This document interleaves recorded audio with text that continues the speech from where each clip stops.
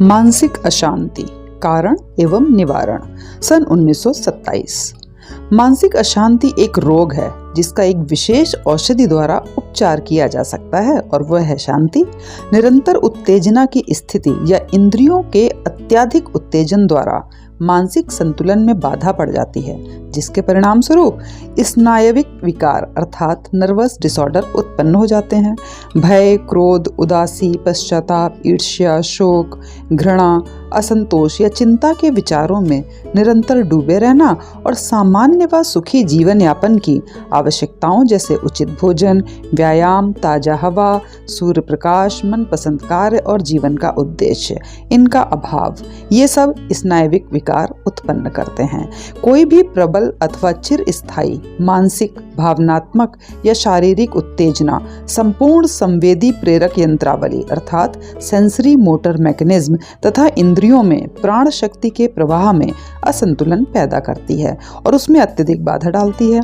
यदि हम 220 वोल्ट के बल्ब को 2000 वोल्ट की बिजली के साथ जोड़ दें तो वह बल्ब को जला देगी। उसी प्रकार स्नायु तंत्र भी प्रबल भावावेग या चिरस्थायी नकारात्मक विचारों और भावनाओं के विनाशक बल को सहन करने के लिए नहीं बना है। मानसिक अशांति के दूरगामी परिणाम।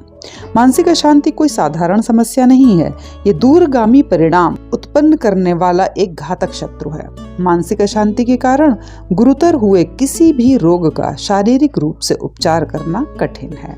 आध्यात्मिक रूप से शरीर में असंतुलित प्राण शक्ति साधक के लिए शांति व ज्ञान प्राप्ति हेतु एकाग्रता अथवा गहन ध्यान करने में कठिनाई पैदा कर देती है, परंतु मानसिक अशांति का उपचार हो सकता है।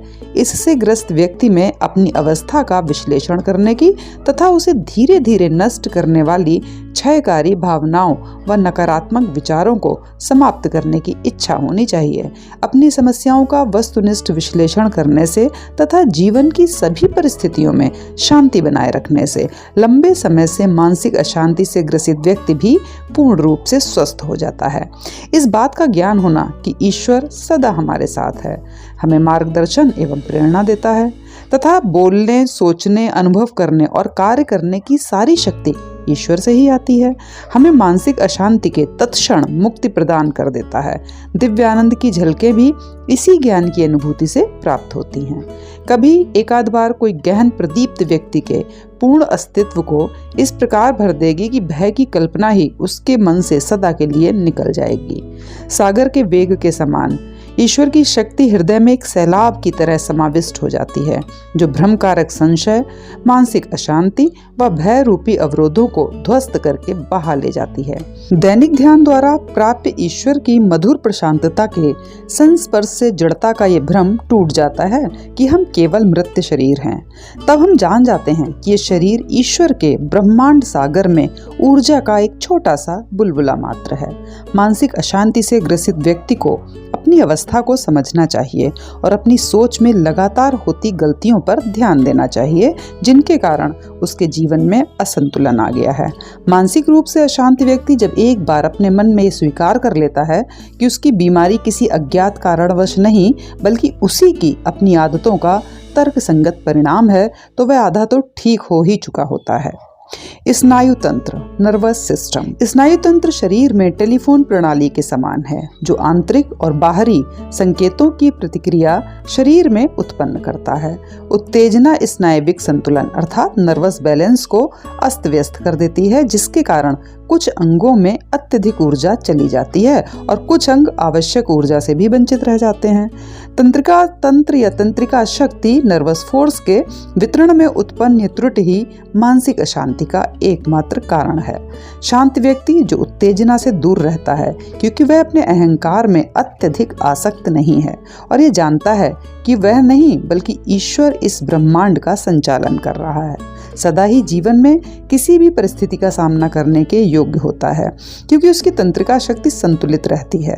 भगवान श्री कृष्ण ने कहा है, जो पुरुष प्रिय को प्राप्त होकर हर्षित नहीं हो और अप्रिय को प्राप्त होकर उद्विग्न ना हो, वह स्थिर बुद्धि, संशय रहित ब्रह्मवेत्ता पुरुष सच्चिदानंद परम ब्रह्म परमात्मा में एक ही भाव से नित्य स्थित है। यही जीवन का वह लक्ष्य है जिसके लिए हमें प्रयत्न करना है और जिसे हमें प्राप्त करना है। स्नायु तंत्र मस्तिष्क, हृदय व शरीर के अन्य अंगों को प्राण शक्ति पहुंचाता है। ये शब्द, स्पर्श, रूप, रस और गंध की 5 इंद्रियों में शक्ति को वितरित करता है। तंत्रिकाएं बाह्य जगत के साथ हमारे संपर्क का माध्यम है और हमारी सभी संवेदी प्रतिक्रियाओं का स्रोत हैं। इसलिए शरीर के किसी एक अंग को अत्यधिक शक्ति का झटका ना देते हुए, जिससे कि शरीर के अन्य भागों में शक्ति की कमी ना हो जाए, तंत्रिकाओं को पूर्ण संतुलन में रखना कितना महत्वपूर्ण है। चंचलता या भावनात्मक प्रतिक्रियाओं से नहीं, बल्कि शांत रहने से, ईश्वर में गहन विश्वास रखने से हमें समभाव में स्थित साधक की योगिक स्थिति प्राप्त होती है। योगियों को विशेष पद्धतियों का ज्ञान होता है, जिनके कारण वे दुरुपयोग के कारण आंशिक तौर पर नष्ट हुई तंत्रिकाओं में प्राण शक्ति प्रेषित कर मानसिक अशांति के कारण क्षीण हुए ऊतकों अर्थात टिश्यू में पुनः शक्ति संचार कर सकते हैं। स्नायु तंत्र में प्रत्येक कोशिका व ऊतक एक जीवित प्रबुद्ध संरचना है। प्राण शक्ति इसका सर्वदा नवीनीकरण कर सकती है। अच्छी संगति के द्वारा मानसिक अशांति पर विजय प्राप्त करें। मानसिक अशांति 2 प्रकार की होती है, मनोवैज्ञानिक और दैहिक। यह ऊपरी स्तर पर दिखाई पड़ने वाली और आंगिक स्तर पर प्रत्यक्ष होने वाली। मनोवैज्ञानिक या आमतौर पर देखी जाने वाली मानसिक अशांति मन की उत्तेजना के कारण होती है। लंबे समय तक इस स्थिति में बने रहने से और ऐसे लोगों की संगति में रहने से जो इस अवस्था से बाहर आने में आपको प्रोत्साहित नहीं कर सकते तथा गलत खान पान और स्वास्थ्य के लिए हानिकारक आदतों के कारण पुराने नर्वस या आंगिक रोग प्रकट हो जाते हैं। भोजन सादा व संतुलित होना चाहिए और अत्यधिक मात्रा में नहीं होना चाहिए। नियमित रूप से व्यायाम आवश्यक है। अत्यधिक नींद के कारण स्नायुओं में शिथिलता आ जाती है और अल्प नींद स्नायुओं के लिए हानिकारक है। परंतु सबसे महत्वपूर्ण है संगति का चयन। आप मुझे बताइए कि किसी व्यक्ति के कैसे मित्र हैं और मैं आपको ये बता दूंगा कि वह व्यक्ति कैसा है। चाटुकारों की संगति से कोई लाभ नहीं। हमें अपने से अच्छे व्यक्तियों की संगति को ढूंढना चाहिए जो हमें सत्य बताएं और सुधरने में हमारी सहायता करें। हमारे सबसे अच्छा मित्र वह है जो निस्वार्थ भाव से हमें ये सुझाव दे कि हम सार्थक बदलावों के द्वारा अपने जीवन को कैसे लाभान्वित कर सकते हैं। निर्दयता या निष्ठुरता के भाव से की गई तीव्र आलोचना का असर किसी व्यक्ति के सिर पर हथौड़ा मारने जैसा होता है। प्रेम की शक्ति कहीं अधिक प्रभावशाली होती है। प्रेम व समझदारी से दिए गए अच्छे सुझाव अद्भुत परिणाम उत्पन्न कर सकते हैं। केवल दोष निकालने से कुछ हासिल नहीं होता। स्वयं अपने स्वभाव में परिपूर्णता लाने के बाद ही कोई दूसरों का मूल्यांकन करने के योग्य बनता है। तब तक स्वयं अपना मूल्यांकन करते रहना ही एकमात्र लाभकारी विश्लेषण है। शांत और विवेकी एवं समझदार व्यक्तियों की संगति मानसिक अशांति को समाप्त करने का और अपनी जन्मजात दिव्यता को अनुभूति करने का एक अतिशीघ्र तरीका है। मानसिक अशांति से ग्रसित व्यक्तियों को उन लोगों से दूर रहना चाहिए जो उसी प्रकार की बीमारियों से पीड़ित हैं। शांति सर्वोत्तम उपचार है। अपने जीवन में शांति को विकसित करना मानसिक अशांति का सर्वोत्तम उपचार है। जो व्यक्ति स्वभाव से ही शांत हो वह किसी भी परिस्थिति में अपना विवेक, अच्छे बुरे की पहचान अथवा अपना मूल स्वभाव नहीं खोता। वह हमेशा सच्चाई को भावनाओं से या इच्छाओं से अलग रखकर देखने में सक्षम होता है। अनुचित तरीकों से गलत धन की प्राप्ति की योजनाएं प्रस्तुत करने वाले बेईमान व्यक्तियों की मीठी वाणी भी उसको उसके पथ से डिगा नहीं सकती। वे अपने शरीर के ऊतकों में क्रोध अथवा भय का विष नहीं भरता जो प्राण शक्ति के प्रवाह पर उल्टा प्रभाव डालते हैं। यह एक प्रमाणित तथ्य है कि क्रोधी माता का दूध उसके बच्चे पर दुष्प्रभाव डाल सकता है। ये जानने के लिए और अधिक प्रमाण की क्या आवश्यकता है कि उग्र भावनाएं अंततः निकृष्टतम स्तर तक शरीर का विनाश कर देती हैं। सदैव शांत रहना एक सुंदर गुण है। हमें अपने जीवन को एक त्रिभुज रूपी दिशा निर्देशक के अनुरूप ढालना चाहिए, जिसकी 2 भुजाएं शांति व मधुरता हैं तथा प्रसन्नता जिसका आधार है। हर दिन व्यक्ति को खुद को याद दिलाना चाहिए, मैं शांति का राजकुमार हूँ और आत्म संतुलन के सिंहासन पर बैठकर अपने कर्म साम्राज्य का निर्देशन कर रहा हूँ। चाहे कोई शीघ्रता से करे या मंद गति से, चाहे एकांत में या दुनिया की भीड़ में, उसका अंतर सदा शांत व संतुलित रहना चाहिए।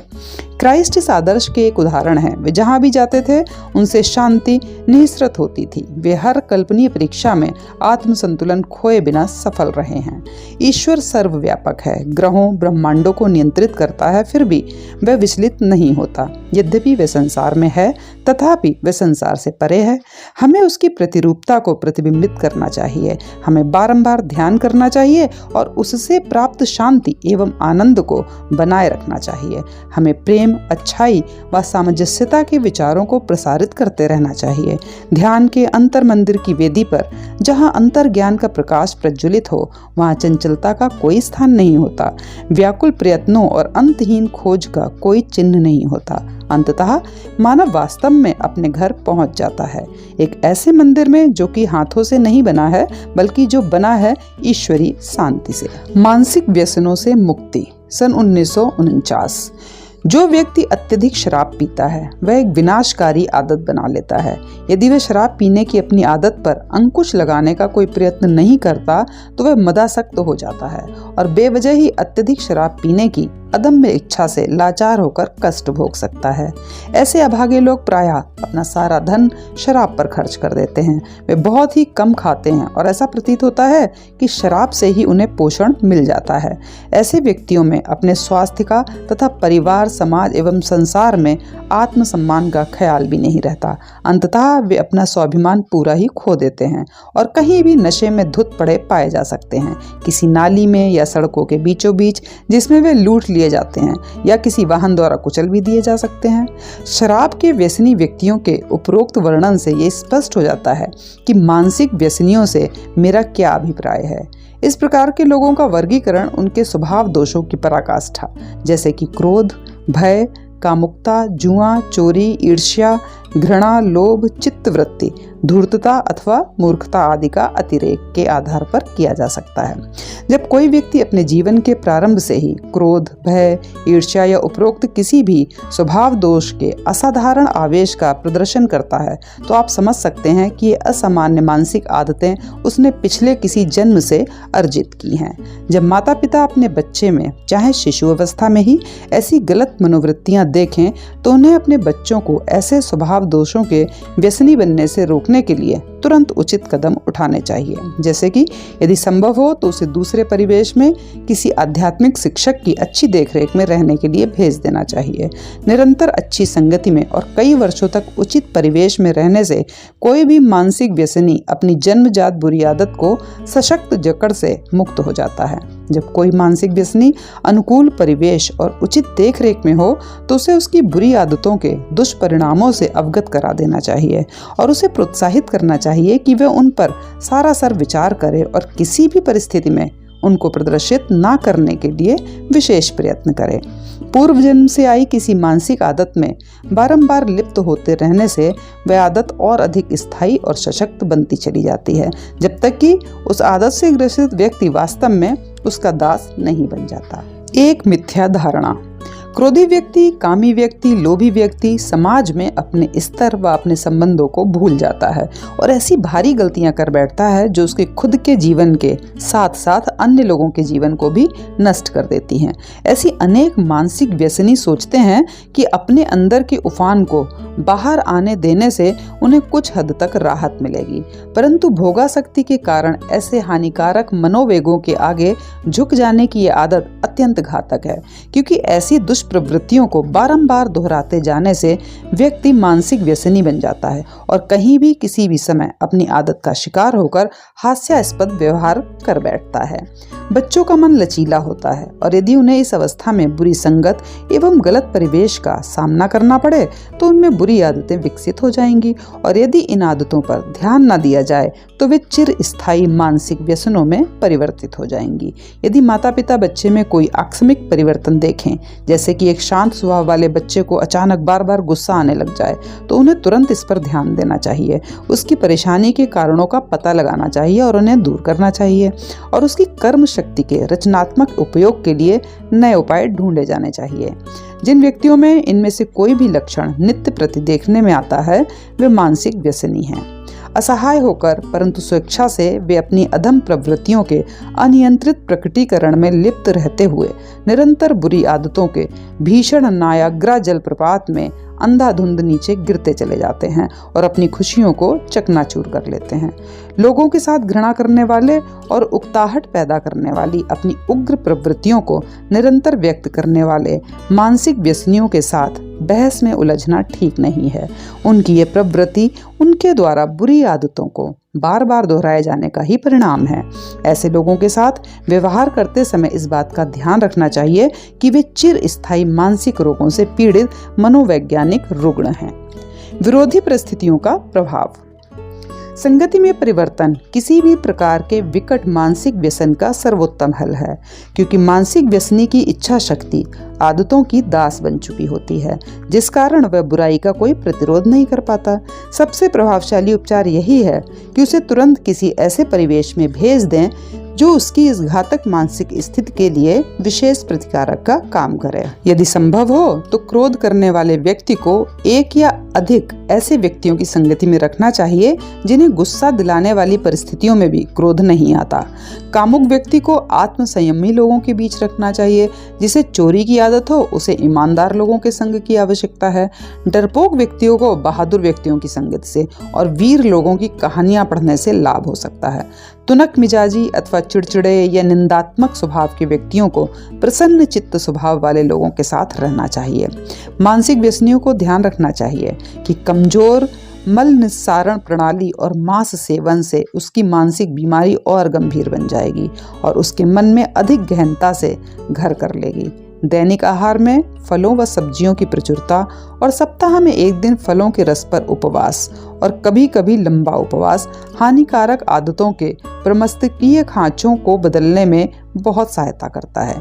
अति कामुकता तंत्रिका तंत्र और मस्तिष्क की कोशिकाओं को दुर्बल कर देती है, जो मानसिक व्यसनी में क्रोध को और अधिक बढ़ा देती है। अति कामुकता इच्छा शक्ति को भी क्षति पहुंचाती है। इसलिए सभी मानसिक व्यसनियों को काम वासना के आवेगों पर नियंत्रण करना सीखना चाहिए, जिससे वे प्रकृति के नियमों का पालन करते हुए वैवाहिक जीवन में संतुलन का अभ्यास कर सकें। घर परिवार के तानाशाह।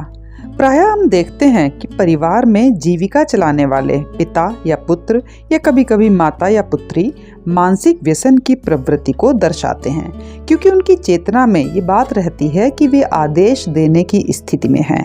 परिवारों में ऐसे रौब जमाने वाले को निर्दोष सरल परिवारजनों पर अपने मिजाज थोपने नहीं चाहिए, क्योंकि ऐसा करने से उनके परिवारजनों के मन में उनके प्रति आदर समाप्त हो जाता है।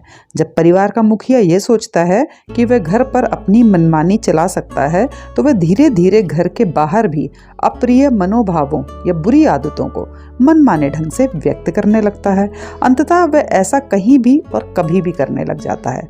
यदि परिवार के ये अत्याचारी दूसरों को दुख देने वाली इन आदतों में खुद के लिए लिप्त रहने पर कोई रोक नहीं लगाते, तो वे धीरे धीरे मानसिक व्यसनी बन जाते हैं, अपरिपक्व रूप से व्यवहार करते हैं और अपने निकट संबंधियों को, यहाँ तक कि कभी कभार मिलने वालों को और साथ ही साथ खुद को भी अवांछनीय कष्ट पहुंचा बैठते हैं।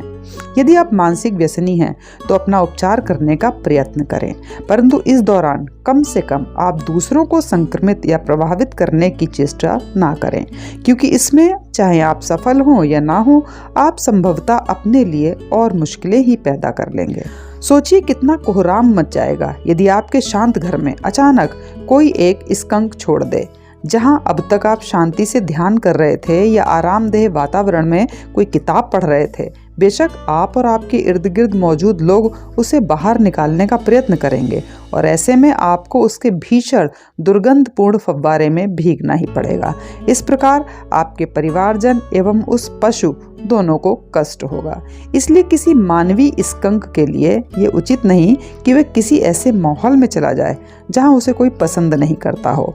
वहां वह सभी के लिए परेशानी का कारण बन सकता है और हो सकता है कि उसे अंत में कठोर व्यवहार सहन करना पड़े। यह याद रखें कि एक मानवीय स्कंक जो भयानक मनोभावों के मानसिक स्पंदन रखता हो और जिसके चेहरे पर यह झलकता हो, एक शांत वातावरण को अपार हानि पहुंचाता है।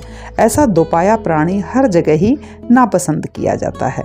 मानसिक व्यसन के वशीभूत होकर लोगों के बीच इसे जाहिर करने की अपेक्षा तो इसे छुपाना ही बेहतर है। लगातार बेशर्मी से इसमें लिप्त रहना वह भूमि है जिसमें जन्म होने से पहले की और बाद की प्रवृत्तियां पनपती हैं। जिस व्यक्ति में जन्म के पहले से ही किसी मानसिक व्यसन की प्रवृत्ति हो, उसे और अधिक सावधान रहना चाहिए कि वह ऐसे परिवेश में ना रहे जो उसकी बुरी आदतों अथवा मनोवृत्तियों के संस्कारों का पोषण करता हो। जब आप किसी ऐसे व्यक्ति से मिलते हैं जो आपसे औपचारिक व्यवहार करता है और बनावटी मुस्कान के साथ कहता है, आप कैसे हैं, मैं आपसे मिलकर बहुत प्रसन्न हुआ, जबकि अंदर से वह सोच रहा होता है कि तुम्हारा सिर धड़ से अलग करने में मुझे अधिक प्रसन्नता होगी, तब आप उसकी आंतरिक भावना को भांप जाते हैं और आपको बेशक ये अच्छा नहीं लगता। खुद मुझे भी ये जानने में दिलचस्पी होती है कि लोग मेरे बारे में क्या सोचते हैं। मैं झूठे बनावटी व्यवहार की अपेक्षा स्पष्ट व्यवहार अधिक पसंद करता हूँ। कोई भी व्यक्ति मुस्कुराहट रूपी गुलाब की झाड़ी के नीचे से कपट रूपी सांप के झपटने का जोखिम उठाना पसंद नहीं करेगा। फिर भी मानसिक व्यसनी के लिए यही अच्छा होगा कि वह लोगों के साथ मित्रता का व्यवहार करे, चाहे यह बनावटी ही क्यों ना हो, बजाय इसके कि वह उन पर अपने अधम मनोभावों को उतार दे। आत्मसंयम का प्रतिदिन अभ्यास, चाहे कम महत्वपूर्ण विषयों में ही सही, मानसिक व्यसनियों को धीरे धीरे व्यसन लिप्तता से बाहर निकलने में मदद करेगा। नित्य परिवर्तनशील जगत में समभाव। प्रथम सेल्फ रियलाइजेशन फेलोशिप मंदिर, एंसिनिटस, कैलिफोर्निया, अगस्त 3, 1939। पाश्चात्य जगत में हम देखते हैं कि यहाँ शारीरिक सुख सुविधा पर अधिक महत्व दिया जाता है। जब मौसम बहुत गर्म हो जाता है तो पाश्चात्य मनुष्य शीतलता प्रदान करने वाले उपकरण के अभाव में व्यथित हो जाता है, और जब मौसम बहुत ठंडा हो जाता है तो कृत्रिम गर्माहट के बिना वह परेशान हो जाता है। परंतु भारत के महान गुरुजन एक अलग तत्वज्ञान की शिक्षा देते हैं। वे कहते हैं कि गर्मी व सर्दी अथवा सुख व दुख के प्रति संवेदनशीलता इंद्रियों के भ्रामक सुझावों और इंद्रिय संवेगों का पोषण करने की मनुष्य की आदतों से पैदा होती है, और बुद्धिमान वही है जो सभी द्वंद्वों से ऊपर उठ जाता है।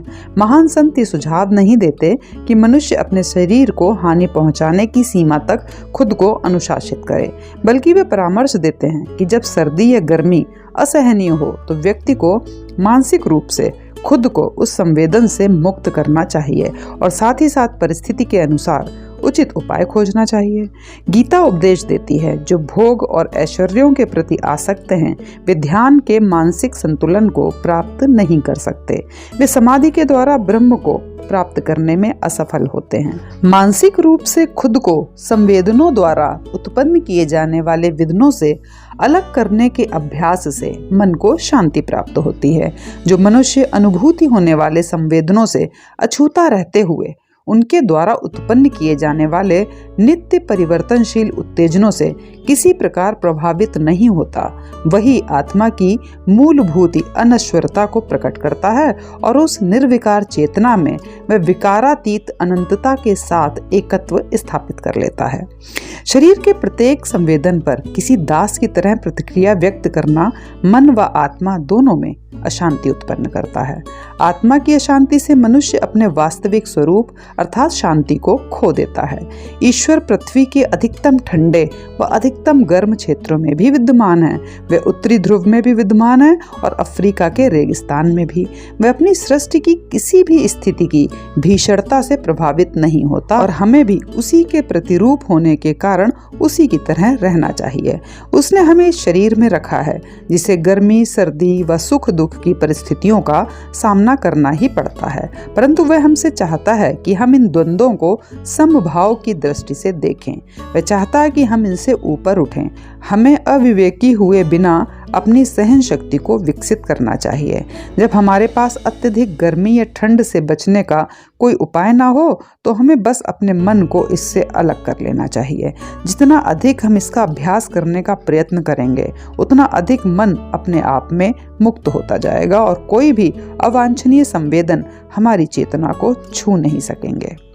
पीड़ा का आभास केवल मन में ही होता है। त्वचा की सतह स्पर्श के संवेदनों को अनुभूत नहीं करती। ये मस्तिष्क में अनुभव किए जाते हैं। मन के बिना शब्द, स्पर्श, रूप, रस व गंध को अनुभव नहीं किया जा सकता। हमें ऐसा प्रतीत होता है कि हमें जिह्वा से स्वाद का पता चलता है, परंतु वास्तव में ये मस्तिष्क में अनुभव होता है। उसी प्रकार जब शरीर के किसी अंग को चोट लगती है तो पीड़ा वास्तव में मन में होती है, ना कि शरीर के उस अंग में। पीड़ा अनुभव करने के लिए हमारे पास दो साधन हैं, तंत्रिकाएं और मस्तिष्क में ग्रे मैटर, जिसे धूसर द्रव्य कहते हैं। लेकिन हमें आभास केवल तब होता है जब मन उन दोनों में संपर्क की अनुमति देता है। जब तक मन ये ना कहे कि पीड़ा है, कोई पीड़ा नहीं होती। भारत के महान ऋषि मुनियों की ये अद्भुत खोज है। क्लोरोफॉर्म के प्रभाव में आपको कोई पीड़ा महसूस नहीं होती, क्योंकि इसके संवेदन मन तक नहीं पहुंच पाते। तंत्रिकाओं के अंतिम छोरों पर सूक्ष्म तंतु होते हैं, जिनके द्वारा पीड़ा के संवेदन मस्तिष्क तक भेजे जाते हैं।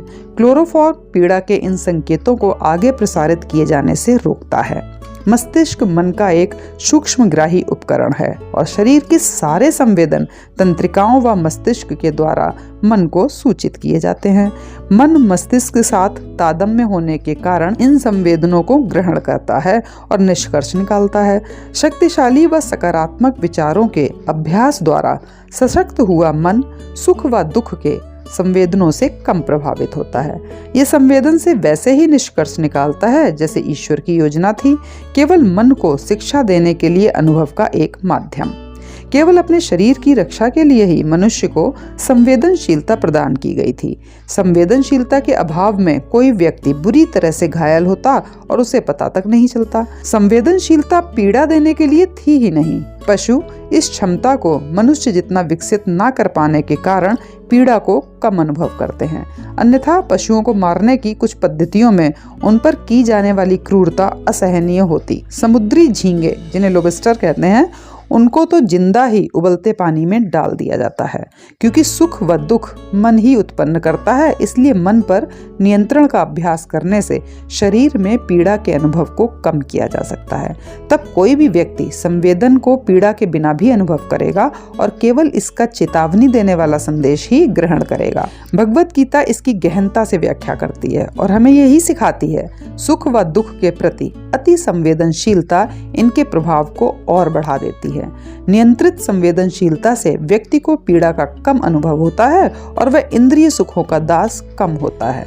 मैंने अपने शरीर व मन को कम संवेदनशील होने के लिए प्रशिक्षित किया है और इसलिए इंद्रियों की चंचलता से मैं खुद को मुक्त पाता हूँ। मुक्ति पाने के लिए ऐसे ही अभ्यास की आवश्यकता है। एक डॉक्टर का मनोबल इतना अधिक था कि उन्होंने खुद पर ही एक बड़ा ऑपरेशन किया। ऐसा विचार कि इस तरह का कोई काम नहीं किया जा सकता मन में प्रतिरोध उत्पन्न करता है, क्योंकि मन शारीरिक आसक्तियों द्वारा दास बनाया जा चुका होता है। परंतु अभ्यास के द्वारा मन को शक्तिशाली बनाया जा सकता है। जितना अधिक आप मन को अनुशासित करेंगे, उतना अधिक ही आपके नियंत्रण में होगा। अत्यधिक लाड़ प्यार में पले हुए बच्चे को हल्की सी चोट में भी बहुत दर्द होता है, जबकि कठिन परिस्थितियों में पला बड़ा बच्चा गहरी चोट लगने पर भी शायद ही उसकी ओर कोई ध्यान दे।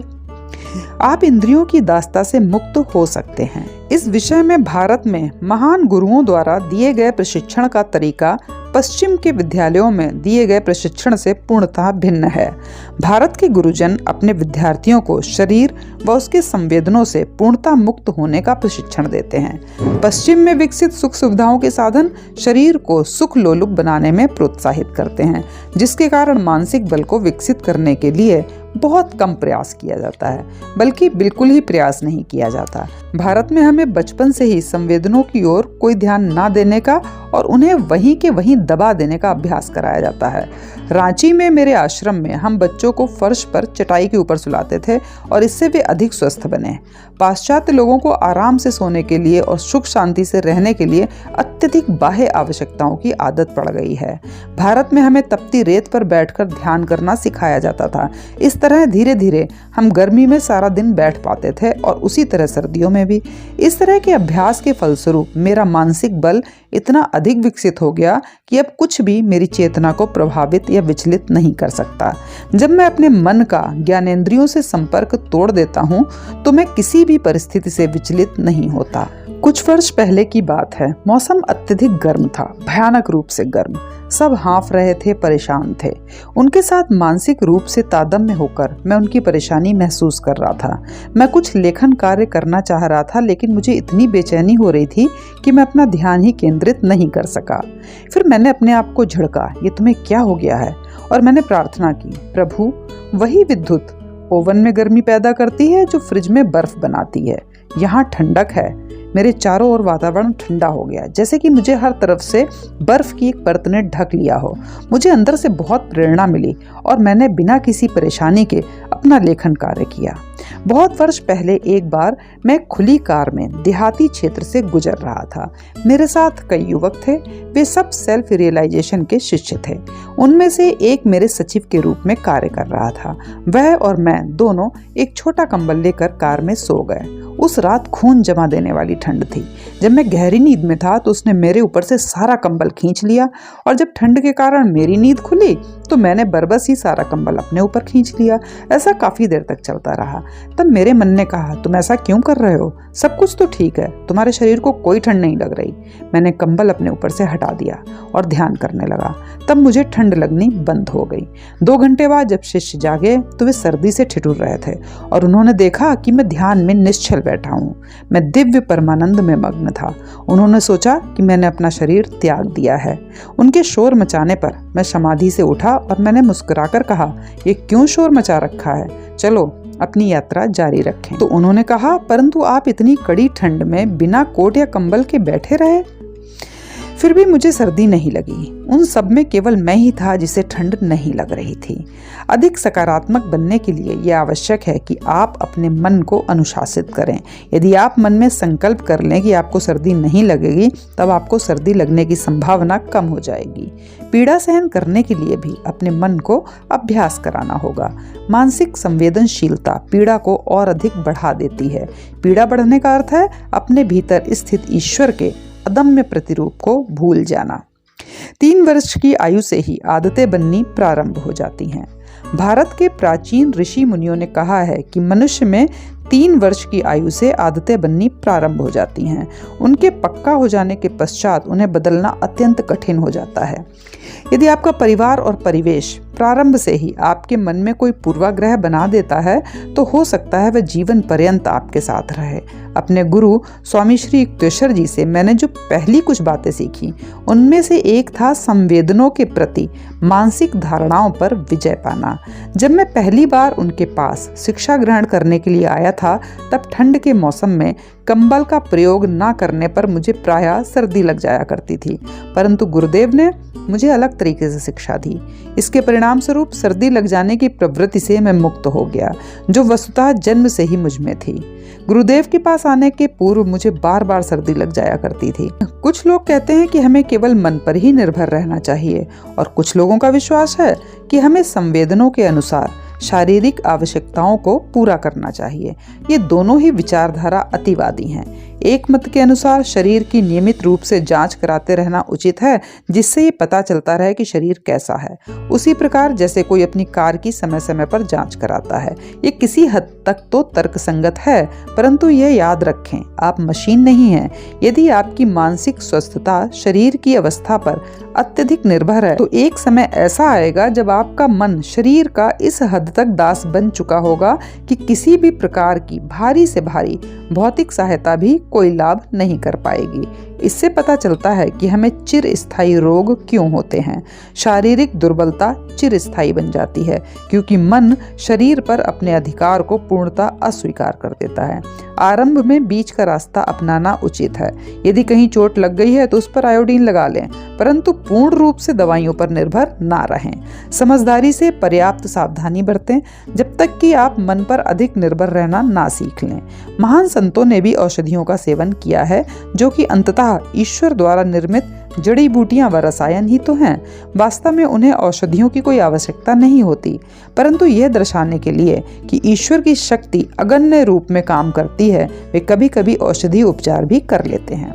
किसी भी परिस्थिति में मन की शक्ति में ही विजय निहित है। जब आप पूर्ण विश्वास के साथ ही जान लेते हैं कि बिना किसी कुप्रभाव के, किसी भी औषधि के बिना आप रह सकते हैं, तो आप विजयी हैं।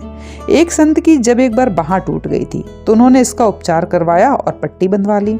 जब एक धनी व्यक्ति उनसे मिलने आया तो उनके चिंतित शिष्यों ने सोचा कि गुरुजी के हाथ में पट्टी बंधी देखकर उस व्यक्ति का विश्वास टूट सकता है। संत ने कहा, इन शिष्यों की ओर ध्यान न देना। वे सोचते हैं कि मेरी टूटी हुई बांह देखकर आप सोचेंगे कि ईश्वर मेरी ओर ध्यान नहीं दे रहे हैं और इसमें पीड़ा भी हो रही है। किसी अन्य समय पर उक्त संत समाधि अवस्था में भजन गा रहे थे कि अचानक पास ही पड़े अंगारों के छोटे से ढेर पर वे गिर पड़े। इस पर भी उनका भजन चलता ही रहा। जब शिष्यों ने उन्हें उठाया तो उन्होंने देखा कि कुछ अंगारे उनकी पीठ पर अभी भी चिपके हुए थे, जो उनके मांस को जला रहे थे। ये देख शिष्य घबरा गए, परंतु संत ने हंसते हुए शांतिपूर्वक कहा, ठीक है, आप इन्हें हटा क्यों नहीं देते। उन्होंने किसी पीड़ा की कोई शिकायत नहीं की। ऐसी मानसिक उच्चावस्था को महान गुरुजन प्रकट करते हैं। इस घटना में वे संत दिखा रहे थे कि वे पीड़ा से परे हैं, और दूसरी घटना में उन्होंने दर्शाया कि वे मानवीय कष्ट को सहजता से सह सकते हैं। अपने शरीर के आगे ना झुकने की दृढ़ प्रवृत्ति को विकसित करें।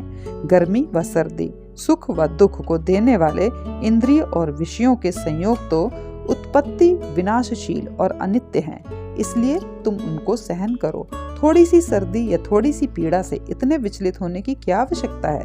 ये सोचिए कि जो युद्ध में घायल हो जाते हैं उन्हें कितनी पीड़ा होती होगी, परंतु देशभक्त की अपेक्षा आध्यात्मिक पुरुष अधिक शक्तिशाली होता है।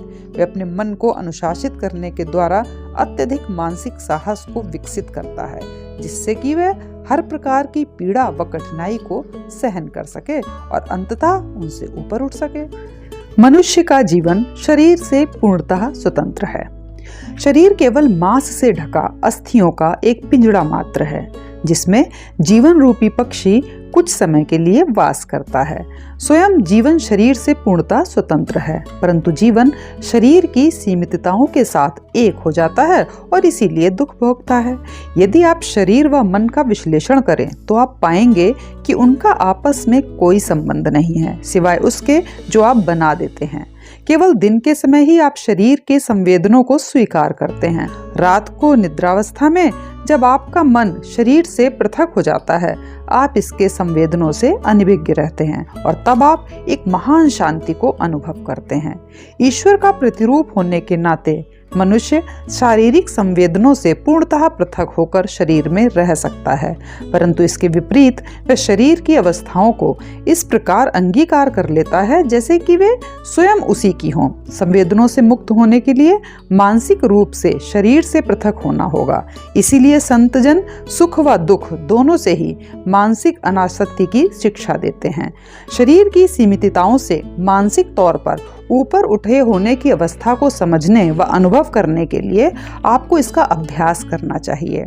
मैंने खुद इस बात को प्रमाणित करके देखा है और मैं जानता हूँ कि संवेदनशील होना कितना गलत है। संवेदनों के प्रति अत्यधिक प्रतिक्रियात्मक होना भी सभी दुखों एवं क्लेशों का कारण है। ईश्वर का उद्देश्य ये नहीं था कि हम दुख भोगें। उन्होंने ज्ञानेंद्रियों के बोध का निर्माण मानसिक चित्रों के रूप में हमारे मनोरंजन व निर्देशन के लिए किया था। ईश्वर की योजना थी कि हम इस शरीर रूपी उपकरण का उपयोग बुद्धिमत्ता से करें, इसके साथ इतना एकाकार न हो जाएं कि ये हमें दुखी कर दे। संत फ्रांसिस शरीर को भ्राता गधा अर्थात ब्रदर डंकी कहा करते थे। यदि कोई व्यक्ति एक पालतू कुत्ते को अत्यधिक आसक्ति से प्रेम करता है तो वह उस कुत्ते के संवेदनों के प्रति संवेदनशील हो जाएगा, भले ही वह शारीरिक रूप से उस कुत्ते के तंत्रिका तंत्र से जुड़ा हुआ ना हो। उसी प्रकार इस भ्राता गधे से अत्यधिक मानसिक आसक्ति होना ही हमारे शारीरिक कष्टों का कारण है। मन को शरीर पर अधिकाधिक नियंत्रण स्थापित करना चाहिए। मानसिक शक्ति से जीने में सक्षम होना अद्भुत है, क्योंकि मन वह सब कुछ कर सकता है जो आप इससे कराना चाहते हैं। मन पर अधिक आश्रित होना कैसे आरंभ करें? धीरे धीरे आप सर्दी व गर्मी सहन करने की आदत डालें, सख्त बिस्तर पर सोने की आदत डालें और जिन सुविधाओं की आपको आदत हो उन पर कम आश्रित रहने का अभ्यास करें। अभी आपसे बात करते हुए मैं आज की तेज गर्मी से बिल्कुल अनभिज्ञ था, परंतु अभी अभी जैसे ही मैंने गर्मी के विषय में बोला तो मुझे उसका आभास होने लगा। एक बार मैं मिल्वॉकी में व्याख्यान दे रहा था और उस समय वहाँ का मौसम अत्यधिक गर्म था। इसके साथ साथ मेरे शरीर की गर्मी बहुत बढ़ गई थी। ऐसा प्रायः हो जाता है जब मैं आध्यात्मिक विषयों पर बोलता हूँ। मेरे मन ने कहा, अपना चेहरा पोंछे बिना तुम व्याख्यान जारी नहीं रख सकते, ये पसीने से तर हो गया है। मैंने रुमाल के लिए अपनी जेब में हाथ डाला, परंतु वह जेब में था ही नहीं।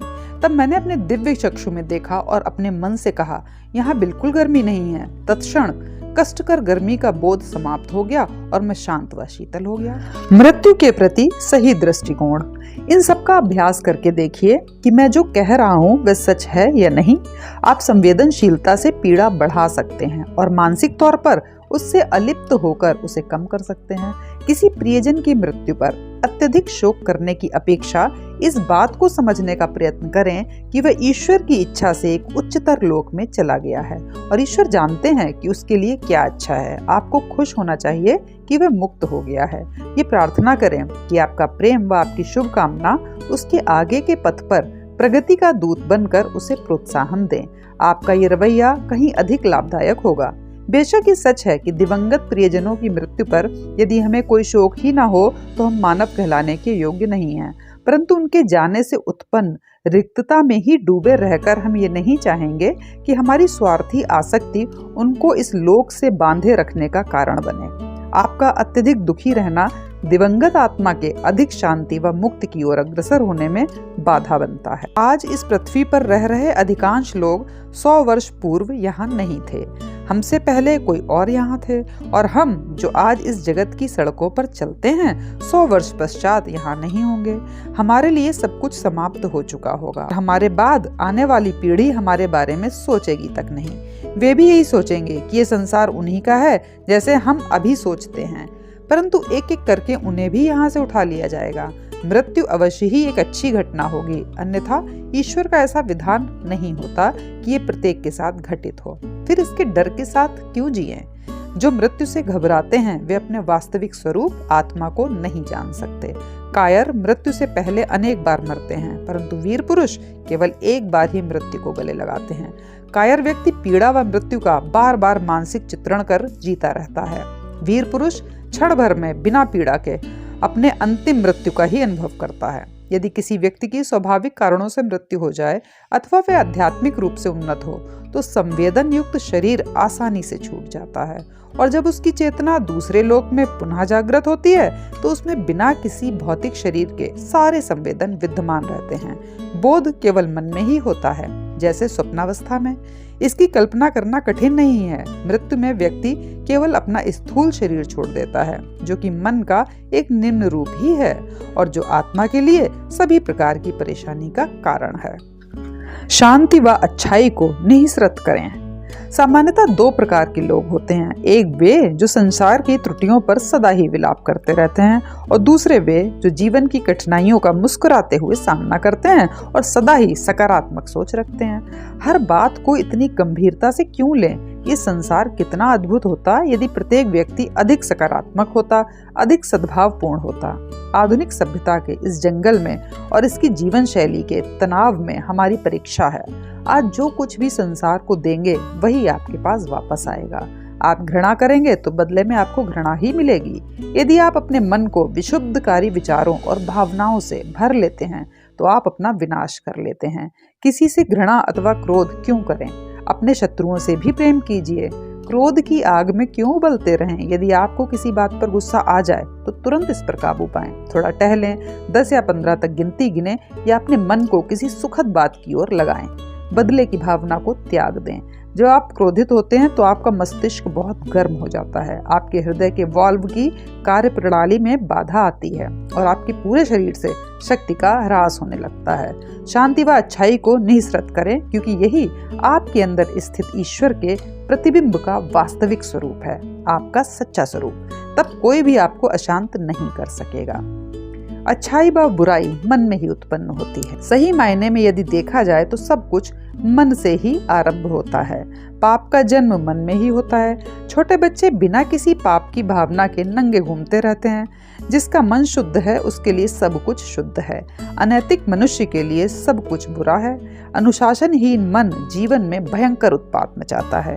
जिन लोगों के मन इंद्रियों के दास बन चुके हैं, ऐसे लोग ही सभी युद्धों, अत्याचारों व अन्याय के जनक हैं। ईश्वर ने संसार में आपको इस संवेदनशील शरीर में इस उद्देश्य से रखा है कि आप अपना जीवन अपने अंतर का विश्लेषण करते हुए जिएं और सृष्टि के चलचित्रों के साथ एकाकार हुए बिना उसका आनंद लें। ईश्वर चाहते हैं कि आप इसी प्रकार रहें, न केवल तब जब सब कुछ अच्छा हो, बल्कि जब आप चारों ओर से कठिनाइयों से घिरे हों, तब भी मानसिक संयम बरतते हुए। योगदा सत्संग, सेल्फ रियलाइजेशन केवल इसकी बातें ही नहीं करता, बल्कि आपको वह आत्मजय वास्तव में प्राप्त करना सिखाता है। जीवन और मृत्यु का तांडव तो सदैव ही चलता रहता है, परंतु मनुष्य के पास परिवर्तनशील जगत के सभी संवेदी अनुभवों से ऊपर उठने की मानसिक क्षमता है, जिससे कि वह जीवन की अनिश्चितता से प्रभावित ना हो। भगवत गीता इस मुक्ति के लिए हमें एक उत्कृष्ट आश्वासन प्रदान करती है। जिनका मन समभाव में स्थित है, उनके द्वारा इस जीवित अवस्था में ही संसार की सापेक्षताएं जीत ली गई हैं, क्योंकि सच्चिदानंदन परमात्मा निर्दोष और सम है। इससे वे सच्चिदानंदन परमात्मा में स्थित हैं। जब आप निर्विकारता में स्थित हो जाते हैं तो आप मानवों में महामानव बन जाते हैं। आपका शरीर एवं मन चाहे निरंतर परिवर्तन से गुजर रहा हो, तब भी यदि आप अपने अंतर में निश्चल बने रहते हैं तो आप उस निर्विकार परम तत्व के साथ एक हो जाते हैं। गीता की शिक्षा अद्वितीय है। ये जीवन के हर सूक्ष्म तत्व के बारे में पूर्ण ज्ञान प्रदान करती है और ये दर्शाती है कि मनुष्य को किसी भी परिस्थिति में कैसा व्यवहार करना चाहिए। ऐसा कहना ठीक है कि मैं ईश्वर का प्रतिरूप हूँ, परंतु उस प्रतिरूप का पूर्णतः विस्मरण हो जाने के कारण अब आपको ये सीखना होगा कि आप फिर से उसके साथ एकाकार कैसे हो सकते हैं। गीता का संदेश इसका मार्ग दिखाता है। मिट्टी की अनेक परतों द्वारा ढक लिया गया स्वर्ण चाहे छुपा हुआ ही सही स्वर्ण ही रहता है। इसे बाहर लाने के लिए आपको मिट्टी की उन परतों को तोड़ना ही होगा। इसी प्रकार स्वर्णिम आत्मा के ऊपर आदतों एवं संवेदनों की मिट्टी की अनेकानेक परतें जमी हुई हैं। ये मिट्टी मनुष्य की हर प्रकार की अशांति, भय अर्थात मनुष्य की समस्त ईश्वर विरोधी प्रवृत्तियों का कारण है। इस मिट्टी को हटाने के लिए मनुष्य को शरीर व इंद्रियों के प्रति एक अभेद मानसिक प्रवृत्ति को विकसित करना होगा। इस शरीर के लिए हमारे मन में कितना भय है। मैंने सभी प्रकार के कष्टों को अपने मन में कल्पना करके अनुभव किया और उन पर विजय प्राप्त की है। जब आत्मा आदेश देती है तो मन पालन करता है। इस बात को अनुभव करने के लिए कि आप ईश्वर के प्रतिरूप बनाए गए हैं, आपको भय और क्रोध से ऊपर उठना होगा और अपनी अति संवेदनशीलता को समाप्त करना होगा। बाहरी परिस्थितियों पर अत्यधिक ध्यान ना दें। अपने मन से कहें, आज मैं पलंग पर सो रहा हूँ, कल जमीन पर सोऊंगा, इससे कोई फर्क नहीं पड़ता, मेरे लिए सब समान है। इस तरह मानसिक अलिप्तता का अभ्यास करें और फिर मन ठीक वही करेगा जो आप इससे कहेंगे। मन बहुत ही चालाक होता है, परंतु यदि आप इसे अभ्यास कराएंगे तो जैसा आप चाहेंगे ये वैसा ही करेगा। जब आप कहते हैं मैं कबाब खाए बिना नहीं रह सकता, तो मन भी यही प्रतिध्वनि करता है कि मैं कबाब खाए बिना नहीं रह सकता। परंतु यदि आप एक आत्मा के रूप में आदेश देंगे, दास्ता हट जाओ, तब मन पालन करेगा। इसलिए शरीर या मन के दास बनकर मत रहिए। इंद्रियों की दासता से मुक्ति ही शांति और आनंद प्राप्त करने का एकमेव मार्ग है। परिस्थिति चाहे कैसी ही क्यों ना हो, हर प्रकार की मानसिक संवेदनशीलता से ऊपर उठें और सदा के लिए वास्तव में सुखी बनें।